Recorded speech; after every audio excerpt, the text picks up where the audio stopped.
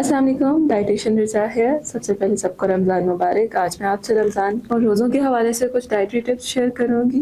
प्यारे आका जी सल्लल्लाहु अलैहि वसल्लम ने फरमाया कि अगर आप रोज़ा इफ्तार करें, ताज़ा खजूरों से इफ्तार करें, वो नहीं मौजूद तो खुश्क खजूरों से इफ्तार करें, अगर वो भी नहीं मौजूद तो पानी से इफ्तार करें।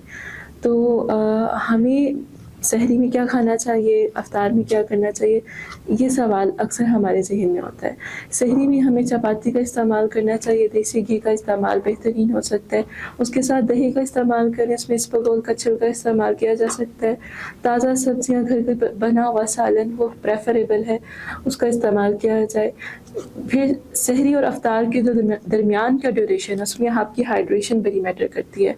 8 से 10 गिलास पानी का इस्तेमाल करना बहुत ज़रूरी है, और इसमें एक दफ़ा में ही पानी का इस्तेमाल ना कर दिया जाए, बल्कि उसको वक्फे से इस्तेमाल किया जाए।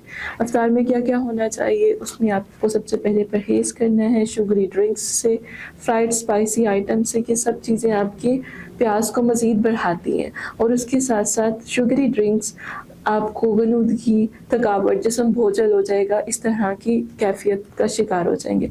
तो आपको उसमें ताज़ा फलों का जूस वो इस्तेमाल किया जा सकता है, उसमें तो मोरिंगा ऐड किया जा सकता है, और इसके साथ साथ पानी का इस्तेमाल जो है वो आपके लिए बेहतरीन होगा। इसके अलावा अगर आपके कोई भी मसाइल हैं, डाइजेशन के हवाले से कोई मसाइल हैं, डायबिटिक पेशेंट्स हैं, प्रेग्नेंट एंड लैक्टेटिंग फीमेल्स हैं, वो रोज़ा रख रही हैं, तो वो उनके लिए क्या डाइटरी गाइडलाइंस होनी चाहिए, वो अगर मालूमात किसी भी किस्म की हासिल करना चाहते हैं तो आप मुझसे रब्ता कर सकते हैं। बहुत शुक्रिया, अपना ख्याल रखिएगा। शऊर वेलफेयर फाउंडेशन एक रजिस्टर्ड इदारा पाकिस्तान भर में फलाही मंसूबों के जरिए इंसानियत की खिदमत कर रहा है। सदक़ात, ज़कात और अतियात के लिए डिस्क्रिप्शन में फॉर्म का लिंक मौजूद है। अतिया करें और खैर बांटें।